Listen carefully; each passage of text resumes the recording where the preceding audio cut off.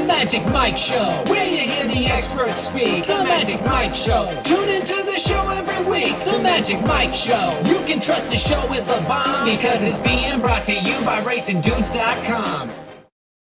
What's up, everybody? I'm Magic. And a Mike. And this is the Magic Mike Show, episode 553, Mr. Somich. Monmouth, huzzah. You're so excited. Get excited! Oh, I am excited. This is a fun sequence. The first race is a mess. After that, it's a fun sequence. But we'll knock all of it out. I'm looking forward to it. Yeah, we have you have a single in one leg. Mm-hmm. I went too deep in that leg and did not use your single, so we'll have good discussion for that. We both ended up with a $72 ticket, and if you didn't know, this is the official preview day for Haskell Stakes Day. So we'll be at Monmouth Park twice this year. We'll do it, of course, today. And then next month, when it is time for the Grade 1 $1 million Haskell Stakes. I'm very excited about that. This is kind of the preview for I think it makes some money because I think there's a couple of favorites that might be vulnerable and some that seem like clear locks. Yeah, I agree with you there. I think this is a fun, like I said, a fun little sequence. I actually almost pressed this sequence. And so we'll go through with kind of who I considered from a press perspective if you want to get aggressive. But yeah, the first race was a conundrum for me. That's what made it really tough to press. I mean, I do like a horse, but the opinion is not super strong. And so that made it a little bit harder. The single I ended up with, I didn't even consider using either horse that you're using. So I'm excited to talk through that race and go through it. And then I thought that the first turf race specifically is a place that you could definitely take a shot against the favorite if you wanted to try and find a price. Quick shout out before we get going to Curtis Manlow, the only guy who's been Team Dornoch all year long, and it finally came through in the Belmont Stakes with the winner, Curtis Manlow, a big reason why the Discord group pick 5 ticket ended up cashing, and I think it was a $36 ticket. So congratulations to everybody that was in on that, and Curtis Manlow especially to you. So that was really cool to see. I know you've been a huge supporter of Dornoch. If that it seems like every Triple Crown race, Mike, if you reverse the top 2 finishers, I was going to have the exact on that. I was trying to beat Sierra Leone in my exact. I ended up putting Mind Frame on top the more I thought about it. And it was the right move to try and beat him in the exact. I should have. King Mind Frame was my undoing. Yeah, it's a tough one. I love that Curtis, who's one of the better avatars here in our chat, has switched over to the Scrooge McDuck in a gold, swimming in his gold avatar as well. Strong move there from Curtis. And yeah, I singled him in every bet this weekend too. #no hedge.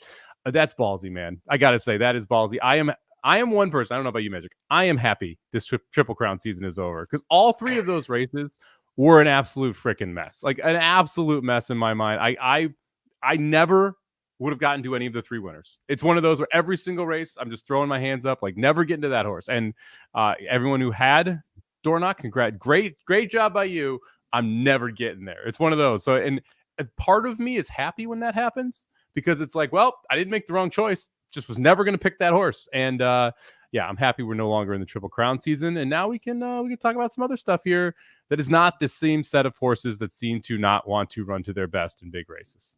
Shoddy says that Curtis Manlow had Society Man in the Matt Win Stakes on Sunday too. So, well, you're just all Danny Gargan. You're Team Danny Gargan right now. So, very exciting. He's going to have a special prize for himself, I guess, or a punishment. To me, it's a punishment, but he's going to get a Racing Dudes tattoo because of it. So, hey, good on you. Like, I would never do that. Mike would never do that, but you do you, baby.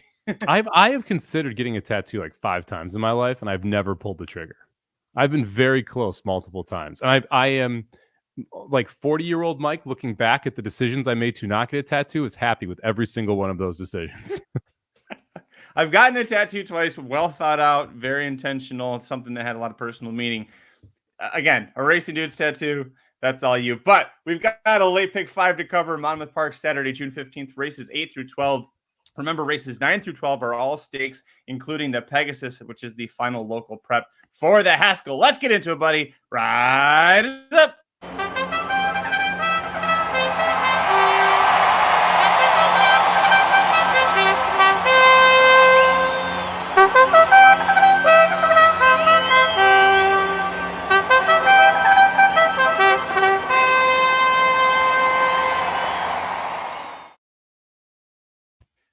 Shotty says that he's going to get a ring instead.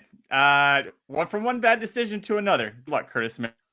We'll kick things off here with the I don't late know, pick for man. Saturday, June 15th at Who Monmouth doesn't Park. want? Yes, it is.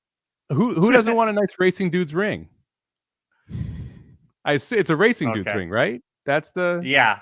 Yeah. This is probably the same ring that Kevin got married with for Belmont Stakes weekend. All right, or is race he getting a ring tattoo?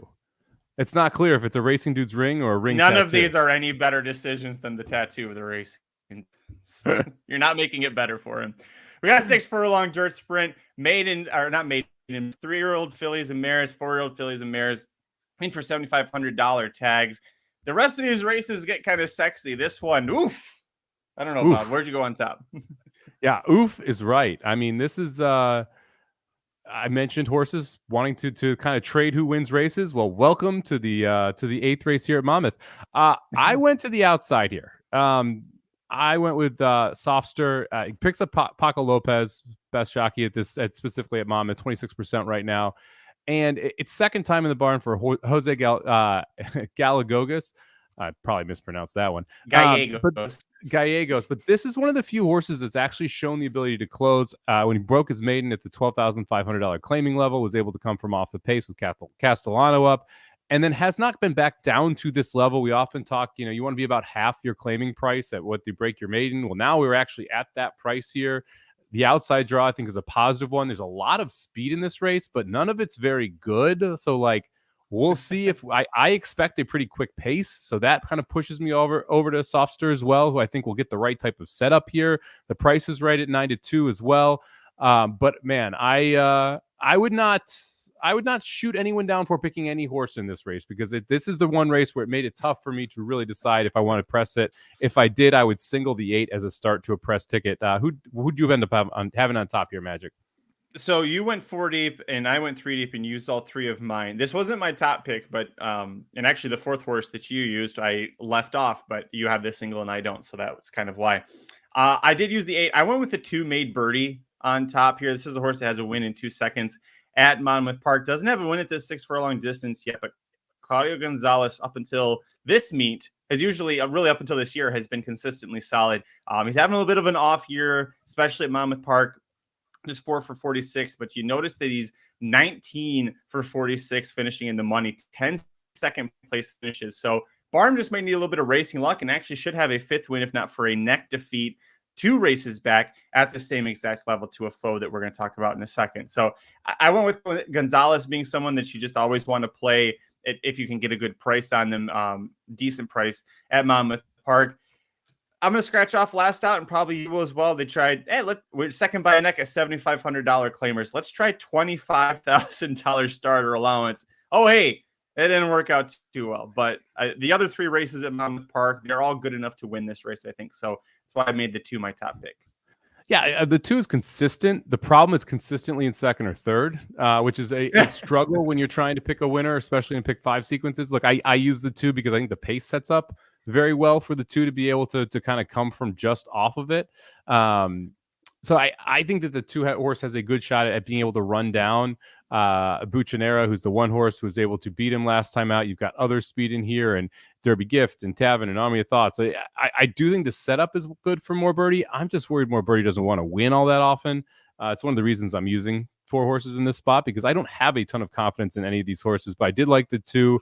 More Made Birdie. The 1, like I mentioned, Buchanera won last time at this level, at this distance. Didn't set the pace, but sat right off it and then was able to make a move. The time was awful. 1:13.3 is a very bad time for 6 furlongs, even at this level. But we get another nice spot here where you're drawing the rail. Should be able to sit. My guess is right behind a couple of horses who are a little bit faster on the outside and be able to make a little bit of a move. So that the top 3 for me were the 8, the 2, and the 1. All of which I believe are going to be coming from just off the pace or maybe on it, but not in an over-pressing manner. And I think that's going to be the style that's going to end up winning this race. I also used the 1 Buchanera. That's my 3rd pick here. Melissa Iorio. I like the fact that even though she's a 5-pound bug jockey, she's doing well at the meet. She's 15% overall this year, and she rides through the claim. That means more if it's a Saez or a Pratt or an Irad who's riding through the claim, but still the fact that she was on, and trainer Jose Sanchez just has 3 starters this year, all at this meet. He's never ridden a Iorio, and he's like, you know what, you did a great job last time. Why don't you just keep riding the horse? So that 5-pound allowance on the inside when you've got a ton of speed early, price isn't great, but you know what? We'll take it. I think this is one of those spots where you just kind of buy your way through this leg and get to the stakes races where you're more familiar with the horses.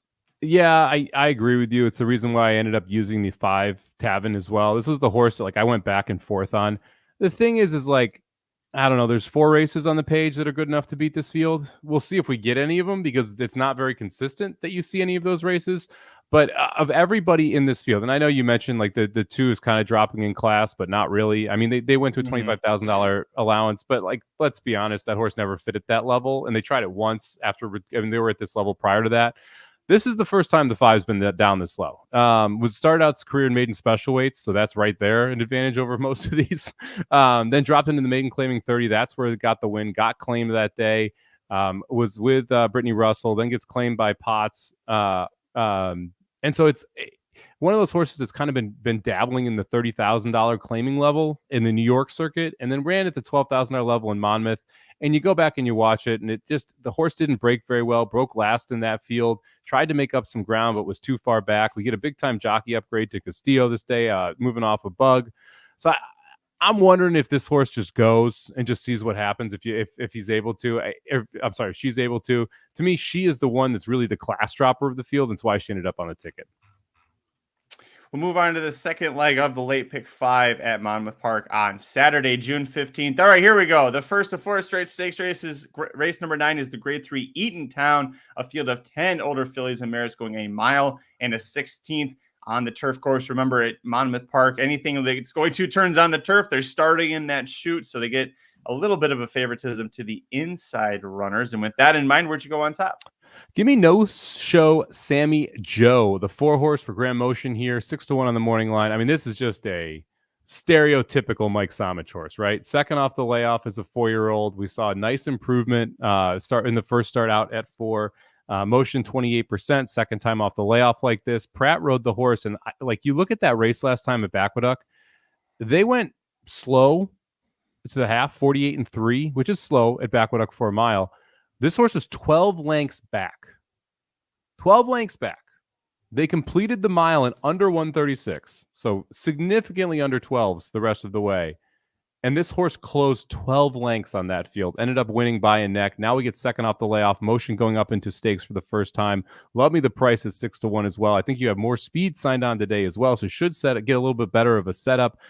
Has more early pace. Like if you go back and look at the win over Best Performer, breaking the maiden 2 back from the 10 post, by the way, at Belmont going a mile, which is not easy either because that's like the funky 1-turn mile where you start all the way on the outside.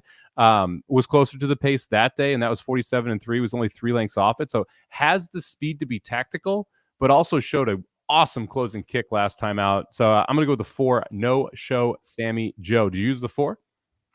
Top pick as well for me. Love the progression this horse has had, lightly raced, but Grand Motion, one thing you didn't mention, started the meet out. 2 starters, 2 winners.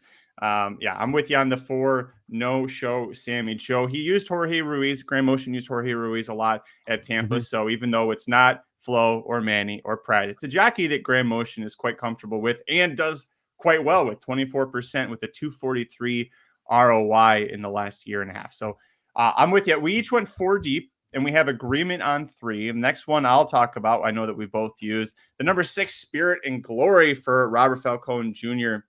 Jersey Joe Bravo picks up the mount. You've got to love that when you see it happen. He's Jersey Joe Bravo for a reason, and not just because he's from New Jersey. But I love the fact that this horse, 2 races back, just completely cleared to go gate to wire in the Plenty of Gray Stakes at Aqueduct. But you go 4 races back. The Alstall Memorial came from off of the pace. The race before that, the Grade 2 Yellow Ribbon, came from off the pace, missed by a neck. Closing Remarks was the winner that day, also came back to win. And you watch the Bunge, and it's like, all right, this horse was just a 5-horse field, but dueled on the front end the entire step, got third, just beaten a neck. Nisi Marie and White Beam, the 1-2 finishers that were a neck and a head in front of her, they both were second in Grade 1 races next time out.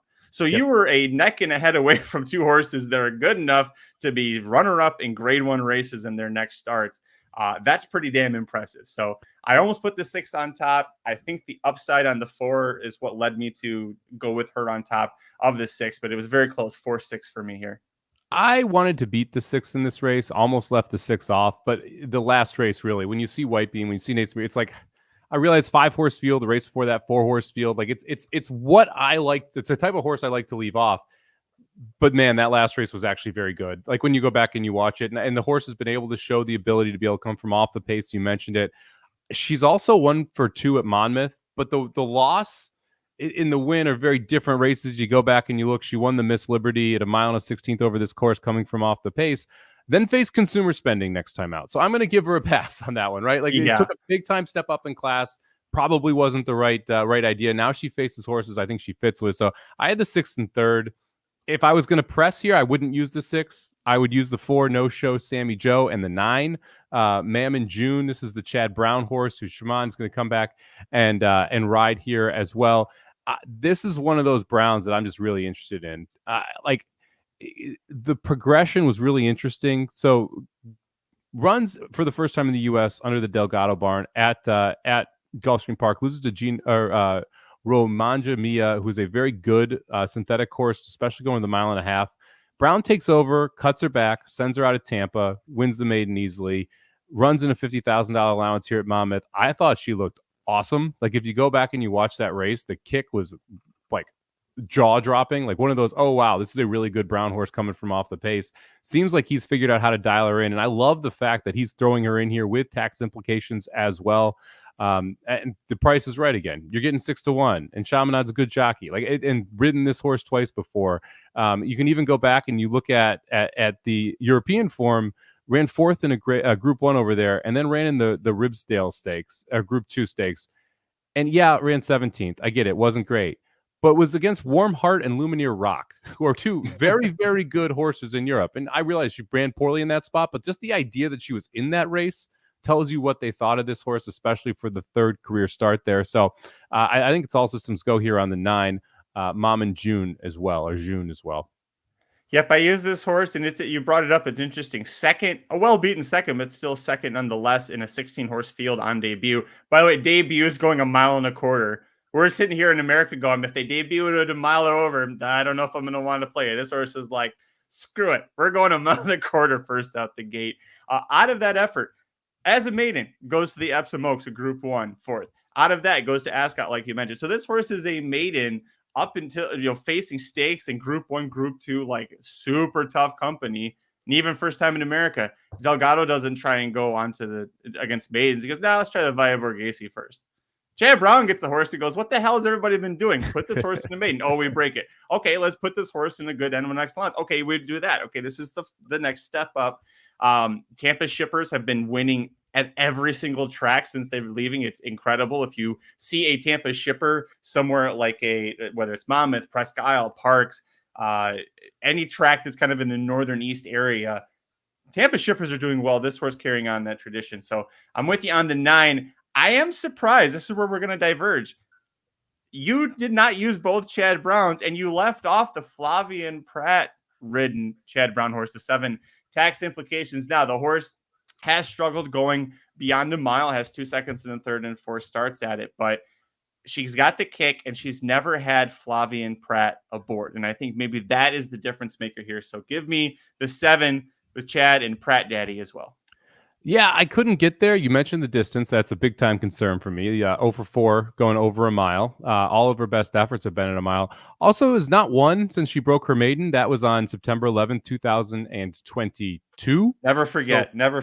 Yeah. We're at like a 2-year losing streak here now on tax implications. And this horse has been the favorite since then 4 times. I'm sorry. The last 2 races has gone off at 90 cents on the dollar and $2.10. And hasn't been facing world beaters. That was in an N1X allowance and $140,000 overnight stakes at Monmouth. So it's not like this has been like ridiculous fields and hasn't gotten better. And that to me is the biggest issue. Like you see these Brown horses where sometimes they're just what they are and they never take that step forward. Tax implications feels like one of those horses that she's just what she is. And she's a overnight stakes horse that can hit the board. but that's not the type of horse I'm looking to use specifically in these pick 4 and pick 5s. Yes, the Pratt edition scares me, but I can't at the price that she'll end up going off at. When you like look and you see, okay, like Mam June, yeah, the numbers are a little bit worse, but if one of these two horses takes a big step forward, which is it? It's the 9. It's not the 7. The 7's probably going to run the same race. And if everyone else doesn't bring their A race, yeah, she can win. But she needs a lot of horses to not show up or to take a big step forward. And the big step forward just to me isn't all that logical here. Third off the layoff. The other one I'm going to use is the 1. Go to the inside here. I'm going to use Sacred Wish. Sacred Wish has tactical speed if needed, but it can also come from off the pace. 1-for-1 at the distance. Hasn't tried Monmouth yet. Just a horse who I think sets up really well for the trip that I'm expecting from Sacred Wish. I think you're sitting on the inside. Both turns should be pretty forwardly placed behind some of the faster speed like 30 thou Kelvin and whatnot. And if that's the trip we get and we save ground every step of the way, I think Sacred Wish tilts out and gets kind of first run here and is pretty dangerous. Yeah, I went back and forth. I ended up leaving the 1 off partly because of price. If I had a single, if I singled in the last leg, for example, I would throw Sacred Wish on here and just kind of buy my way through. But I wasn't sure what kind of trip she was going to get because last time out against optional claimers at Backwood, she went gate to wire from the rail. She's on the rail. That was a 5-horse field, but she had Kendrick Carmouche aboard that day. He tends to like to get horses out of the gate pretty quickly, and now we're back on the rail again with Carmouche. I think her better chance of winning is to take back, like you were outlining, because the 3's probably going to go, the 5's probably going to go, the 6 might go. She is forwardly placed. The 8 would be up there on the muscle a little bit as well. So there's a lot of speed. I think as long as she breaks cleanly and is able to save a little bit of ground, like you talked about, that's her key. Just I really don't want to, if I'm betting the 1, I don't want to see Kendrick pushing her to the lead because I don't think that that's going to win this race. Yeah, I don't think you're going to see it. I mean, she kind of inherited the lead, especially if you look at the fractions from the other races she's been in. I mean, they went 24, 48 and 2 for the first quarter, first half. And if you look at the other races that she's been in, it's a lot of 22s, 23s. I expect you're going to go faster than 24 here in the opening quarter.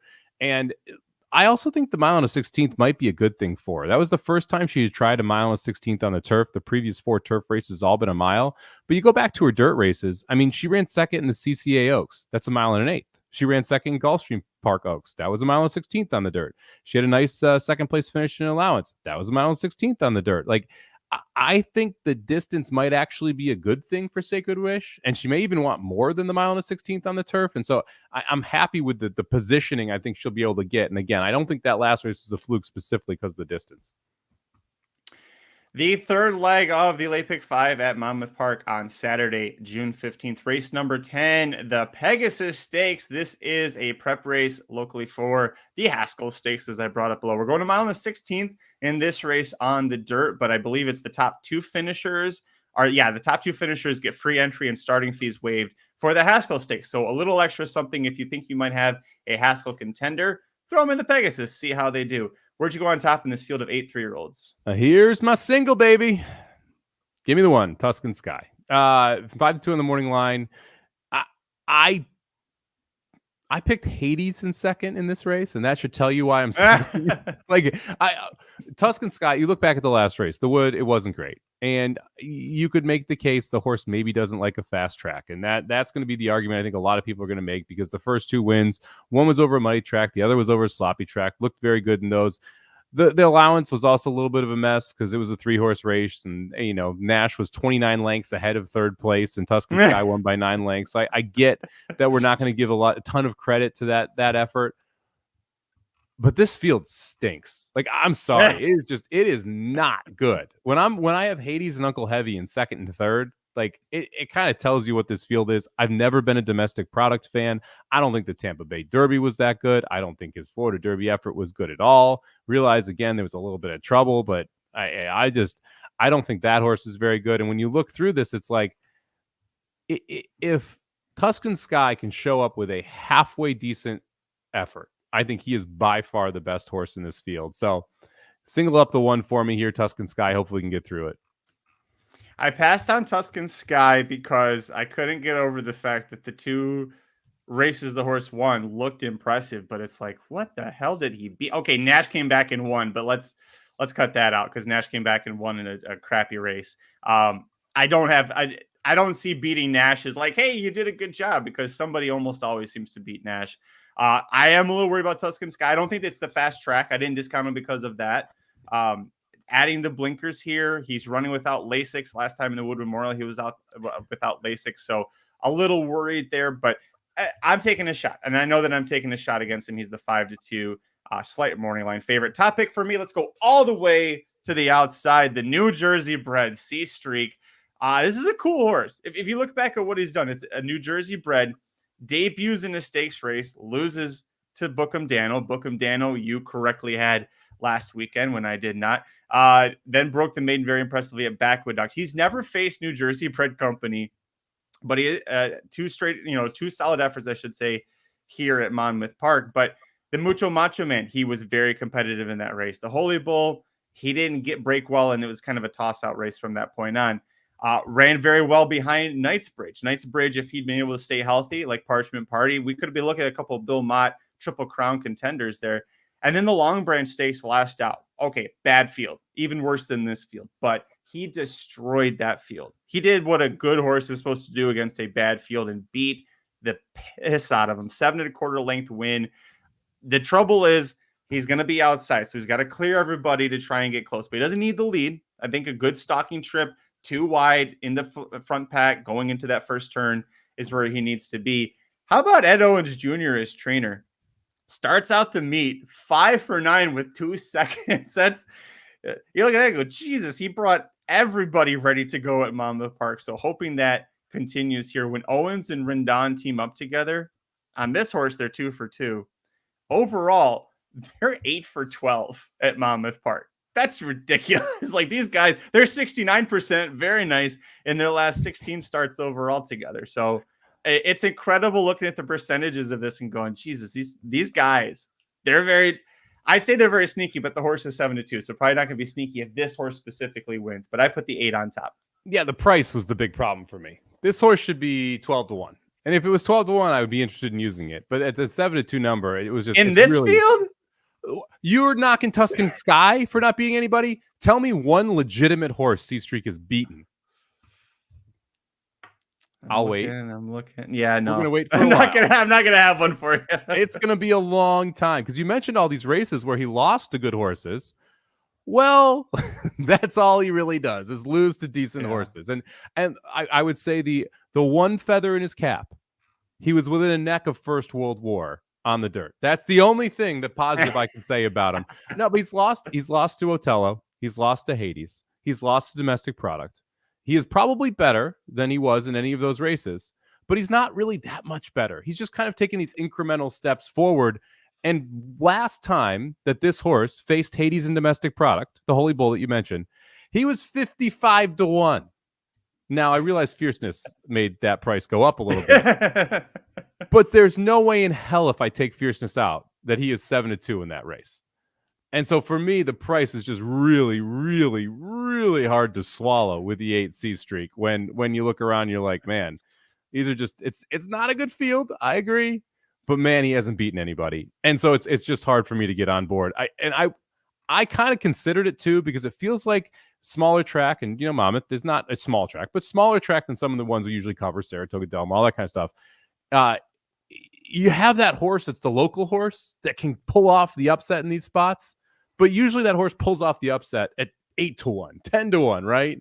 Not at 7-2. And that to me really was the reason I couldn't get around it. I don't hate the pick as much as I am kind of bashing it a little bit. I don't hate it. It's the price that really made it tough for me to get to C Streak in any way, shape, or form. And that's fair. There's things are a little interesting. The fact that Otello, he won his first 2 career starts and is 9-2. I was a little surprised at that, but maybe the recency bias, along with the fact this horse has done well at the track, why C Streak is 7-2. I'm going too deep. I'm going right to his inside. I'm going to use Domestic Product, and I didn't want to. I usually can't stand this horse. The Kentucky Derby, first of all, never, if you've got a horse that wins the Tampa Bay Derby and go to the Kentucky Derby, never skip the final round of preps and go in off a 2 months rest. It never goes well, ever. Mm-hmm. I looked it up historically. Horrible decision. Domestic Product shows up here. This is a good spot for him. Here's why I'm on him. That Tampa Bay Derby, you remember, they went 25-1, 51 flat, 116-1. They went turtle slow, and this horse wasn't on the front end. He was a couple lengths off. He had to pass horses. He had to fight his ass off in the stretch. His last 3/16 of a mile in the Tampa Bay Derby, he averaged 11.56 seconds. This horse was kicking it. He just was trying to run down two horses on the front end that had gotten everything their own way, and he still managed to get by them throughout the Kentucky Derby. It doesn't matter. I think this horse is sneaky good in here, and he's got Flavien Prat riding. So give me Flavien Prat aboard. Domestic product for Chad Brown. This horse sucks, man. I'm sorry. I'm just going to say it. I'm not like, yes, he ran down a couple horses in the Tampa Bay Derby. One was an Iowa bred. The other is Grandmo the First. So again, like I can't really give Domestic Product all that much credit. And by the way, he also lost to Hades, right? So it's like, I can't. Nope, can't do it. Not a 3-1. Again, this is a 10-1. Tell me about Domestic Product. 3-1. Hard pass. Like I wanted to make a case for Uncle Heavy in this race, Magic. I really did. I thought about making a case for Uncle Heavy. That's how bad this field is. So I guess I shouldn't completely poo-poo Domestic Sty and C Streak, but it's the reason I'm singling Tuscan Sky. I really think a B+ effort from Tuscan Sky beats this field on Saturday. That's fair. On Uncle Heavy's note, this has been driving me crazy at every race. I hate with a capital H that Monmouth lets people enter horses without jockeys attached. How the hell? We're 2 days out. How the hell am I supposed to know if I want to bet Uncle Heavy? Like, if this is a bigger day, like let's say maybe Irad's in town, he doesn't have a mount. I'm sitting here guessing. Is Irad going to ride him? Is Michael Sanchez, who was his regular rider, going to be at? All sorts of, it drives me crazy. But to that note, Shoddy, your joke in the chat about John Cena killed me. That was a good one. But anyways, rant over. Let's move on. The penultimate leg of the late pick 5 at Monmouth Park on Saturday, June 15th. Race 11. It's the Grade 3 Monmouth Stakes, a field of 9 older horses going a mile and an eighth all the way at the back of that turf chute. What do you got in the Monmouth Stakes for me? I'm not going to pick at Hamo on top. Are you proud of me? No. No, because I picked Adamo on top. But go ahead. Who's your top pick? Jeez, he does have a good race over this course. Give me Running B on the outside here. Not a ton of pace in this race, and I think Running B is the horse who is most likely going to be able to take advantage of that. Chaminade again up for Chad Brown. I thought the dinner party was actually a pretty good race from Running B. Was able to kind of fight close and then not able to kick in gear late, but that was a worse effort than what we've seen from him in the previous races. That was second off the layoff, but the course was really funky there at Pimlico. Now we're getting back to a firm or a good course where we've seen Running B run very, very well. I think the way this plays out is just perfect for the 9, because when you go through this field, you're like, okay, who's going to take the lead? Well, I guess Public Sector has shown some speed, but that's been in 1.5 mile races. Like even like Beatbox, I guess you could make an argument for, but do we really think Beatbox is going to go the lead? Like I would be surprised if he wants it. And then you've got these 2 Chad Browns, and we've got multiple Chad Browns, and one of them is definitely coming from off the pace. That would be at Hamo. What does the other one do, Magic? The other one goes right to the front. You know what plays really well on this turf course? Lone Speed. You know what Running B is going to be? Lone Speed. So give me the 9 Running B on top.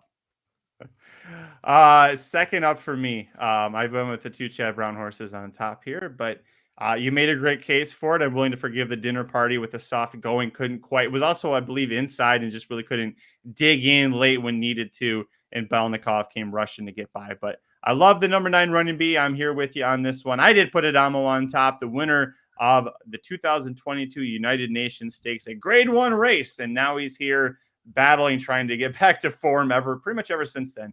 He's got the back. He's not won since then, so yes, that is correct. He has not won a race this time. Wins the United Nations, and then he goes, what was it? It was 7 straight 1 races that this horse was in, including the Breeders' Cup Turf, where he never belonged. But hey, you got a free trip to Santa Anita. Why not take it? Before that, he was 3rd in a pair of Grade 1 races, the Canadian International, the Arlington Million. He likes the track. He's got Pratt back aboard here, so I'll ride with him. This isn't a field of world beaters. This is a field he can beat, so I put him on top. It is a field he can beat. I will give you that. And I considered possibly using him. I did think about it, Hamo, and then I realized how much I have grown to dislike this horse after liking this horse for a while. And like, At some point, I can't remember. There's this other Chad Brown horse that never won, but then eventually would win once at 15-1. Like that's what Hamo feels like. Like he's going to come back and pull off a win when he's 15-1. Was it Beach Patrol? We were talking about him in the FanDuel studios the other day. That horse used to hang like Lone Sailor's Papa. Rock Emperor. Yeah. I mean, there's just these Chad Browns are like they are in these ridiculous races and eventually they pop at 16-1 somewhere. Yes, it was Rock Emperor, the one I was thinking of. I wouldn't be shocked if it I wouldn't be shocked if it Hamo wins, but I would be pretty surprised if he's able to win this race. The difference between him winning that United Nations is that he actually ran really well in the Manhattan before that. Like the last 3 races, he's run 10th, 10th, and 8th. Like he's not exactly coming in the best form in the world. And he is your 4th choice, tied for 3rd choice in this race. Give me Siege of Boston. He's the other one that I would use here if I was going to go with a press ticket. This horse has just been really impressive. Like when you look back and it's just a consistent horse. He's this year's run 3 times, 2nd place finish, a 3rd place finish, then missed. But the miss was in the Turf Classic right before the Derby, and that was to program trading, Naval Power, Web Slinger. It's a very, very good set. Lost to Emmanuel the race before that. Never Explained Running B the race before that. Good horses consistently that Siege of Boston was facing. Almost feels like a little bit of a step down in class here for the 5. Also has tactical speed when needed. And I realize it seems weird to say that, especially when you look at what this horse has done or what you have a time form pace of 63. But this horse can be sneaky close to the lead, like within 3-4 lengths. I think that's going to help out Siege of Boston. I think he's going to be able to kick in gear here. And again, as a second off the layoff, second out as a 5-year-old. Siege of Boston, I think it's all systems go. So I'm going to go with the 5 and the 9 as the 2 horses that are must uses to me, and the ones I would use in the press here. The price is what scared me off of Siege of Boston. Just because I knew I was using the 9, I knew I was going to use the 6 in here, the 2 Chad Browns. You'd expect them to take some money. So the price is 7-2. It makes sense off of what he's done. If you forget that grade 1 effort on Derby Day in the Turf Classic, he's been right there on the door of winning his first stakes race or his first graded stakes race. So it should happen. This is the kind of race he might win. I want a little better of a price against a couple of Chad Browns, although they aren't, world beater Chad Browns. By the way, neither of us are using the 4 Grand Sonata. We'll talk about that in a second here. But last one for both of us, the 8 Tawny Port. Boy, this horse is he's been around for a long time. Here's a fun fact. Christophe Clement at Monmouth Park in the last 5 years, 23% winners, 50% in the money. So he doesn't come here that often, but when he does, he's bringing horses that are going to have a good chance. He's got to pay for that shipping bill from, usually he's at Saratoga. Got to go all the way from upstate New York down the turnpike to New Jersey. So you got to pay for that somehow. You send some good horses like Tawny Port. Yeah, cross-centered at Churchill the same day, but he's been working out in Belmont. So I'd be surprised if we were going to Churchill instead of going here to Monmouth. I kind of excited to see this horse try a little shorter distance on the turf. I realized that stretching out was something that a lot of people thought would be good for Tawny Port on the turf, and he was able to get a win in the John's Call there at Saratoga. I was really frustrated. He actually didn't win the Bowling Green. I remember I had him that day at 27-1, and for some reason didn't go to the lead when I think he would have taken that field gate to wire, but neither here nor there. Joel. Again, not a ton of speed, and Tawny Port has some speed. He has the ability, even if you go back to the dirt races, to be able to go 48 second half and to be able to stay forwardly placed. I think the cutback is a positive thing here for Tawny Port. I think he runs a better race going this distance at the mile and an eighth than what we've seen the last couple at a 1 3/4, 1.5 miles, and has been facing really good horses going at that distance as well. I mean, I realize got beat by 9 by Silver Knot last time, but Silver Knot, Ohana Honor, Nation's Pride, pretty good horses there in the Man of War, the grade 2 Man of War. So to me, this feels like a slight drop in class and also what I think is a better distance for Tawny Port. And that to me was really the reason that Tawny Port made the ticket. If Tawny Port doesn't end up going, I'm going to agree. Where is it? Who couldn't do it? With Rob here. Because I can't quit Fort Washington either. Fort Washington was 4th for me. If Tawny Port ends up at Churchill, I'll put Fort Washington on the ticket.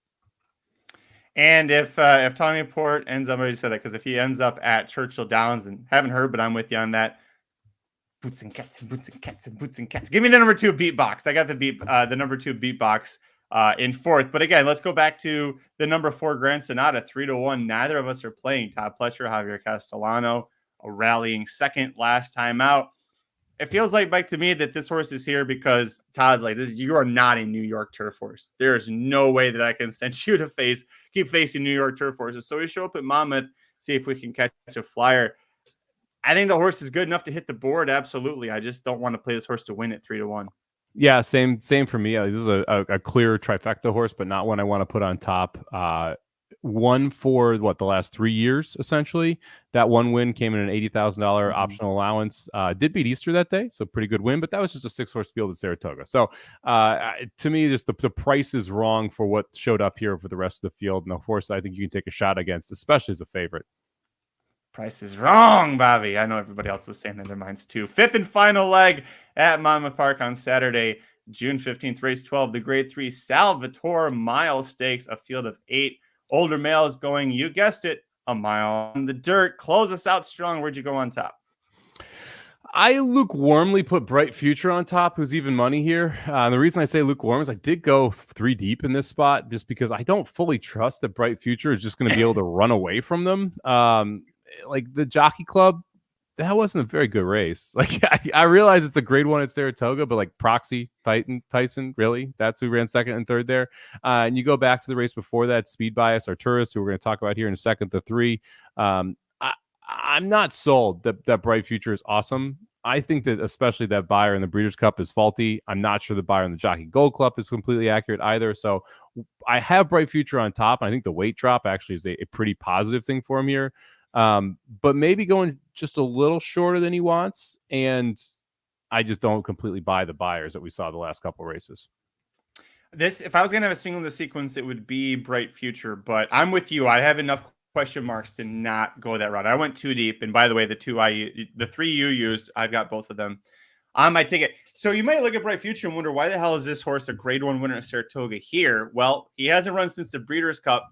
And if you look at the stake schedule for older males on dirt right now, pretty much if you wanted to target a return to Saratoga for like the Jockey Club, your options were this race or the Whitney. Which one of those two do you think is a better fit for this horse coming off of a long layoff? It's going to be showing up here. He is 2 for 4 at the distance with a pair of thirds that came back earlier in his career, and it was both times going a 1-turn mile at Gulfstream. But okay, so he wins the Jockey Club. Proxy was in that race. The Breeders' Cup Classic was not that bad. I can't remember if you were considering using him in that race or not, but I thought you might be. Some people were a little high on Bright Future. He was off slow, which if you look at the 4 races that are just turds on his form from last year, it was when he was off slow. But when he breaks well, he gets going. He breaks slow, and he ends up splitting all sorts of horses to get up for 6th, and he beats horses like Senior Buscador, Zandon, Saudi Crown, like Missed the Cut is a multiple grade 3 stakes winner. So there are a lot of good horses that he's able to get past, and just obviously wasn't going to be a contender for the top 4 positions there. But it feels like a good place for him to prep. Castellano's 2 for 2 riding this horse. But again, we have question marks, especially if this isn't the ultimate goal. And that's why I went too deep using the number 1 Sherlock's Jewel for Shug McGahee. This horse, they kept trying on the turf. After 7 starts on the turf with just a win, a second, and a third, no success in stakes. Shug was like, let's try dirt. He goes to Tampa. Boom, big win on dirt. So let's try to stay on dirt. Boom, a big win on dirt. Let's try the Challenger Stakes. Hey, that's a good second to Skippy Longstocking, who came back to win the the Oaklawn Handicap next time out. So he's got 2 wins in a second and 3 dirt tries. He's got upside, and if you believe that Bright Future can't match the triple-digit buyers that he was nailing at Saratoga, Sherlock's Jewel seems like a really smart fit. That in his first start off the layoff here, middle of his 4-year campaign, he could take that step forward, Mike. Yeah, I that to me is like the light bulb went on when this horse hit dirt. And those last 3 races were significantly better than anything we had seen in the turf form. And it's still a 4-year-old. That's the other thing. Like this horse, it's still very early in his career. He could take another step forward here now, coming off a little bit of a freshening here for Shug. The fact that Shug decides to ship this horse here, I think, kind of tips the hand as well. It has run Monmouth twice, both over the turf in those races. But like, when you look at the what they chose to do with this horse, they always thought this was a pretty good horse, right? Runs a Kentucky Downs, $155,000 maiden special weight, ends up running second there, goes to a stakes race off breaking the maiden at Keeneland. So like a tough spot to break your maiden, a tough race at Kentucky Downs, jumps into stakes on turf, they thought this was a good horse. They just got the surface wrong. And now you were seeing Sherlock's Jewel be able to kind of turn it around a little bit. I think the one's awfully live here and should sit a really nice trip. Like Bright Future, you mentioned when he breaks well is when he does his best. There's some speed in this race, specifically on his outside, that I think is going to push the pace a little bit for him. You got the 8 Coastal Mission who's going to want to go. You got Mo Visitor, who is 100% going to send from the 6 post. I'm not sure that Bright Future gets exactly the trip that he wants. And again, the distance for me a concern there for Bright Future, not a concern for Sherlock's Jewel, any way, shape, or form. So, I think the 1 at 8 to 1 is a use. And then I'm going to use Arturius as well, the 3 horse, 4 to 1. You always talk about not breaking your rules, Magic. And then you break your rule and you leave Flavian Pratt off the late pick 5 after mocking me for not using him the last couple races. But that's because Chad Brown can't train dirt horses. Right, Aaron? Hey, you said it, not me. Look, Arturius was favored over Bright Future 3 races ago. Remember that? Like, and now you're seeing 4 to 1 and even money on the 2 of them. I think the distance is what Arturius wants, right? I think that the mile distance is a good distance for him. Again, should get a very good trip being able to stalk. We'll see how much we can improve. But that last race, well winning, was actually a step backward from what he had run in his previous races. Actually, his 3rd worst career buyer. I wasn't really all out. I think is going to be able to handle this Monmouth track. Ran okay in the Salvatore Mile last time, but did that setting the pace. I don't think we're going to see that same style for Arturius here. I think he's going to sit the stalking trip more today or more on Saturday. And I think that's where he wants to go. So 1, 2, 3 for me here. I was 2, 1, and then 3 was 3rd. Really, between the 1 and the 3, I was kind of split, but it came down to price, getting twice the price on Sherlock's Jewel. I think Sherlock's Jewel has higher upside. I think we know what Arturius's best is, and he could win this. It wouldn't shock me, but comparing the 2 of them, I'm like, I think Sherlock's Jewel has more upside. Arturius, 2 of his 3 wins are at this 1 mile distance, but they were both 1-turn races. And then the Curlin, that's a restricted stakes where you're not facing anyone who's ever won a stakes race at routing before. So I'm not gonna be shocked if he wins, but to me, I'm gonna take a shot against him here. So, but we definitely agreed on the top 2 picks here with the 1 and the 2. That's gonna do it for this episode of the Magic Mike Show. Thanks for joining Mike and I to cover Monmouth Park Haskell Preview Day, Saturday, June 15th, races 8 through 12. We'll go ahead and give out our tickets down below at the bottom. I'm gonna go to 8 with 4, 6, 7, 9, with 7, 8, with 6, 8, 9, with 1, 2 for $72, Mr. Somich. I'm going to play a $72 ticket as well here. Give me the 1, 2, 5, 8 with 1, 4, 6, 9 with 1 with 5, 8, 9 with 1, 2, 3. $72 for 50 cents.